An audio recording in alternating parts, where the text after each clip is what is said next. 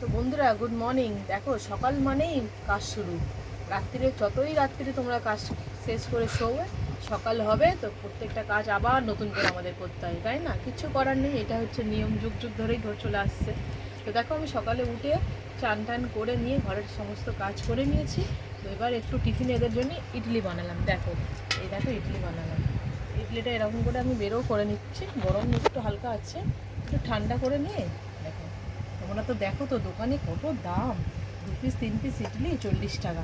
তো মাঝে মাঝে একটু ঘরে যদি বানিয়ে দেওয়া যায় এরকম করে, তাহলে টাকাটাও বাঁচবে, বাচ্চাদের পেটটাও ভালো লাগবে, মনটাও ভালো হবে। তো এখানে নারকেলের চাটনিও আছে, দেখো এটা নারকেলের চাটনি।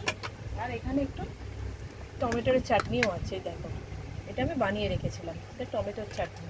আর এখানে একটু সাম্বার ডালও করেছি।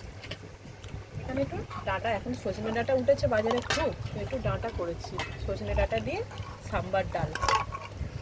আর এখানে চিংড়ি মাছটা পটল দিয়ে হবে। এই রান্নাটা এখন জোগাড় হলো, সবে ভাত হয়েছে, এবার চিংড়ি মাছ পটল দিয়ে করবো। থাকো আমার সাথে। তো দেখো বন্ধুরা, 40 টাকা, মাত্র 40 টাকা দিয়ে আমি একটা ইডলির প্যাকেট কিনে এনেছিলাম। তো কত ইডলি এখানে তৈরি হয়ে গেল। দেখো সকালবেলার নাস্তাতে হয়ে পেট ভরে যাবে, আর থেকেও যাবে, পরেও বাচ্চারা খেতে পারবে, তাই না? তো বাবু খেয়ে দেখো কেমন হয়েছে, বলো তো? সফট হয়েছে, নরম হয়েছে? বাবু তুমি বলো, ভালো হয়েছে?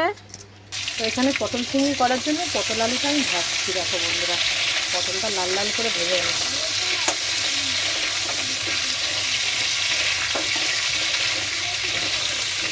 পটলটা একটু লাল লাল ভাজা হলে আমি চিংড়ি মাছটা ভাজবো। চিংড়ি মাছের মধ্যে হলুদ আর একটু নুন দিয়ে দিলাম, ভালো করে মাখিয়ে নিলাম চিংড়ি মাছটা। দেখো দেখেছো চিংড়ি মাছটা বেশ ভালো লাগে। আমার তো ইচ্ছে ছিল খুব এঁচড় দিয়ে করবো, কিন্তু এঁচড় আমি পেলাম না, কালকে রাত হয়ে গেছিলো বাজারে। তো ভাবলাম পটল দিয়ে নিই, আমার দাদা বলতে পটল দিয়ে খাবো, তো পটল দিয়েই এখন চিংড়ি করবো।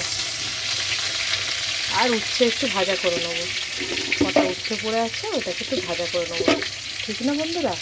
তো তোমরা কী করছো আমাকে কমেন্ট করে বলো, কী রান্না করলে।